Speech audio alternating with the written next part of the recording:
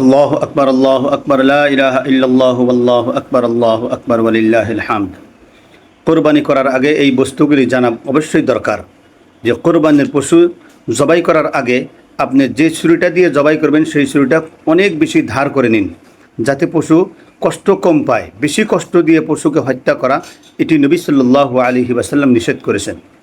তো সর্বপ্রথম আপনি ছুরিটাকে বেশি ধার করবেন আর খেয়াল রাখবেন যাতে পশুর সম্মুখে ধার না দেন, তার আড়ালে ধার দিবেন।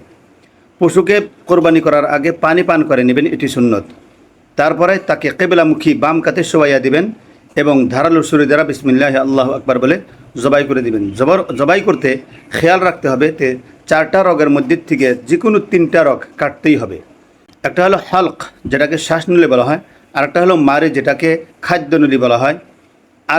আর 2টি রগ যা ঘাড়ের 2 পার্শ্বে থাকে, এই 2টি রগ কাটতে হবে, যেটাকে জুলুলা বলা হয় বা জুগুলার ভেইন বলা হয়। এই 2টি রগ কাটতে হবে। কোরবানি হয়ে যাওয়ার পরে তাকে ছেড়ে দিবেন। যতক্ষণ পর্যন্ত সে নিস্তেজ না হয়ে যায় ততক্ষণ পর্যন্ত চামড়া কাটবেন না।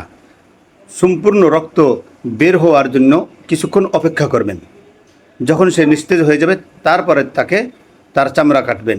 সর্বশেষে আল্লাহ পাকের দরবারে দোয়া করবেন যাতে আল্লাহ এই কোরবানিটা অমুকের পক্ষ থেকে আল্লাহ তুমি কবুল করে নাও। যেভাবে হযরত ইব্রাহিম ও হযরত মুহাম্মদ সাল্লাল্লাহু আলাইহি ওয়াসাল্লামের পক্ষ থেকে তুমি কোরবানি কবুল করেছো, এমনভাবেই এই কোরবানিটাও আমার পক্ষ থেকে বা অমুকের পক্ষ থেকে তুমি কবুল করে নাও।